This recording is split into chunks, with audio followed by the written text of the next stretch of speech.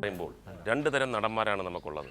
ഒന്ന്, ഒരു കഥാപാത്രം ലഭിച്ചു കഴിഞ്ഞാൽ അതിനുവേണ്ടി മാനസികമായി ഒരുപാട് പഠിക്കുകയും ഒരുപാട് വർക്ക് ചെയ്യുകയും അങ്ങനെ ആ കഥാപാത്രമായി മാറി ആ കഥാപാത്രം അഭിനയിച്ച് തീരുന്നത് വരെ ആ കഥാപാത്രത്തെക്കുറിച്ച് മാത്രം ചിന്തിക്കുകയും പ്രവർത്തിക്കുകയും ചെയ്യുന്ന ഒരു കൂട്ടർ. മറുകൂട്ടർ വരുന്നത് പോലെ വെച്ച് കാണാം, അവിടെ വെച്ച് നമുക്ക് നോക്കാം. അങ്ങനെ പ്രത്യേകിച്ച് മാനസികമായിട്ടൊരു പിരിമുറുകമില്ല. അവർ കുറച്ചുകൂടെ ഗിഫ്റ്റഡ് ആണെന്ന് ഞാൻ പറയും. ഇതിലേത് തരത്തിലുള്ള നടനാണ് മോഹൻലാൽ? മുകേഷാണ് സൂക്ഷിച്ച് മറുപടി പറയണം. അല്ലല്ല, അതിപ്പം അയാൾ തന്നെ കണ്ടുപിടിക്കേണ്ട കാര്യമാണ് അല്ലേ.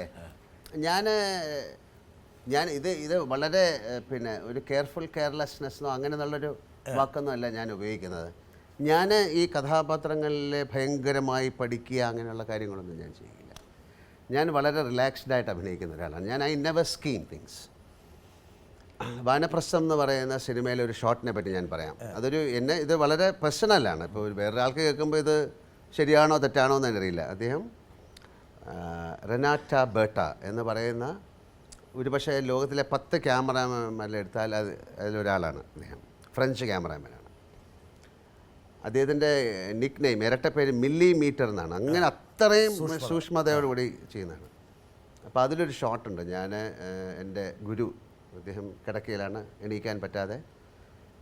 എൻ്റെ ഒരു വളരെ സംഘർഷം കൊണ്ട് ഞാൻ എൻ്റെ ഈ കിട്ടിയ മാലയും അല്ലെങ്കിൽ വള അങ്ങനെയൊക്കെയാണല്ലോ കിട്ടുന്നത്, വീരശൃംഖല അതെല്ലാം ഊരി അദ്ദേഹത്തിൻ്റെ കാലിൽ കൊണ്ടുവച്ച് കരയുന്ന ഒരു രംഗമുണ്ട്.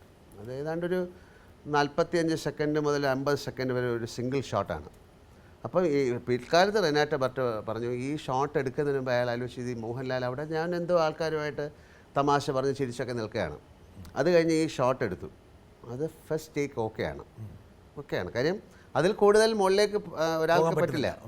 അപ്പോൾ ആ ഷോട്ട് കഴിഞ്ഞിട്ട് അദ്ദേഹം എന്നെ വിളിച്ച് പറഞ്ഞു, മോഹൻലാൽ ഇതെങ്ങനെയാണ് ചെയ്തത്, അപ്പോൾ ഇത് ഏത് ടൈപ്പ് ഇങ്ങനത്തെയാണ്? ഞാൻ പറഞ്ഞു, സാർ എനിക്കറിയില്ല, ഞാൻ വളരെ ഇതിനെക്കുറിച്ച് ചിന്തിച്ചില്ല, ആ സമയത്ത് മാത്രം ഞാൻ അഭിനയിച്ചതാണ്.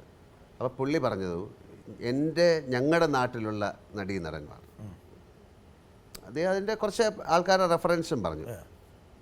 അവരാണെങ്കിൽ ഇത് ചിലപ്പോൾ ഒരു 1-2 ദിവസം ഇങ്ങനെ ഇരുന്ന് പ്ലാൻ ചെയ്ത് ഇത് അഭിനയിച്ചിട്ട് ഏറ്റവും മോശമാക്കും. അല്ല, അത് അദ്ദേഹം കണ്ടാണ്. കാര്യം അവരുടെ രീതിയും അവരുടെ സിനിമ മേക്കിങ്ങും ഒക്കെ അങ്ങനെയാണ്. അവർ ഹൈലി മെത്തേഡായിട്ടുള്ള, അല്ലെങ്കിൽ ഒരു സിനിമ സ്റ്റോറി ബോർഡ് ചെയ്ത് അതിൽ ഷൂട്ട് ചെയ്ത് ആക്ടേഴ്സിന് അത്രയും ഇത് ചെയ്താൽ മതി. നമുക്കാണ് ഈ ഇംപ്രവൈസേഷൻ എന്നുള്ളൊരു വാക്കാണ്. അതൊരു ദൈവത്തിൻ്റെ ഒരു എനർജി തരുന്നതാണ്, നമുക്ക് തോന്നിപ്പിക്കുന്ന സാധനമാണ് അല്ലേ. നിങ്ങളുടെ ഇൻ്റലിജൻസിൻ്റെ ഭാഗമാണ്.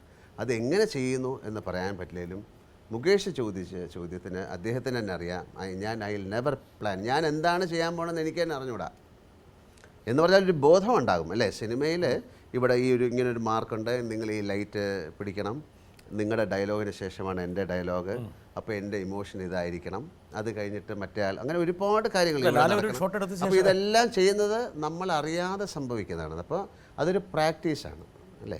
നാളെ നിങ്ങൾക്ക് പോയിട്ടൊരു ക്രിക്കറ്റ് കളിക്കാനോ ഫുട്ബോൾ കളിക്കാം, പക്ഷേ ഏറ്റവും നന്നായിട്ട് കളിക്കണമെങ്കിൽ നിങ്ങൾക്ക് പ്രാക്ടീസ് വേണം. അപ്പോൾ ഇപ്പോൾ ഞാനൊരു 10 അല്ലെങ്കിൽ ഒരു വർഷം അഭിനയിക്കാതിരുന്നിട്ടൊരു സിനിമ അഭിനയിക്കുമ്പോൾ ഞാൻ ഇങ്ങനെ ആയിരിക്കുമോ എന്ന് എനിക്ക് പറയാൻ പറ്റില്ല. പക്ഷേ ഇത് നിരന്തരമായിട്ടുള്ള നിത്യത്തൊഴിൽ അഭ്യാസം എന്ന് പറയുന്ന പോലെ അതിൻ്റെ കൂടെ അറിയാതെയോ അറിഞ്ഞോ ഒരു ഭാഗ്യം എന്ന ഒരു വാക്കാണ്. പക്ഷേ അതിന് ഒരുപാട് തരത്തിൽ നമുക്ക് നിർവചിക്കാം. അതും കൂടെ ചേരുമ്പോഴാണ് ഒരു ആക്ടർ ഉണ്ടാകുന്നത്.